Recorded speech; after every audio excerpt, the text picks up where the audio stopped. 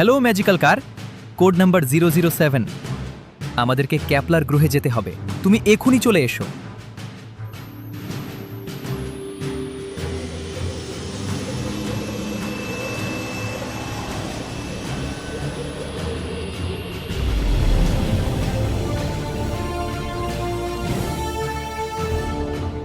এদিকে সজীব যখন তার মহাকাশযানে করে ক্যাপলার গ্রহে রওনা হয়েছে, ঠিক তখনই প্রাসাদে মহারাজ ফিটাস আর তার স্ত্রী কান্নায় ভেঙে পড়ে, কারণ তাদের একমাত্র ছেলে সিড মারা গেছে।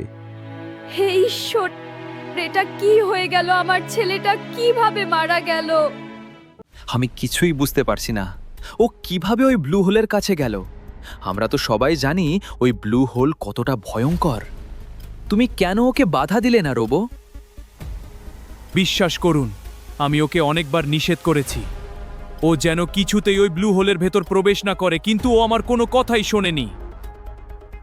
তোমরা কেউ জানো না ওই ব্লু হোল ঠিক কতটা ভয়ঙ্কর।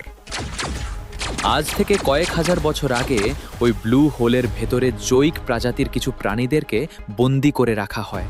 ওরা ছিল এলিয়েন, শনি গ্রহ থেকে ওরা এসেছিল। আজ ওদের কারণেই আমার ছেলেটা মারা গেল। বন্ধুরা, সজীবের পুরো গল্পের লিংক কমেন্টে।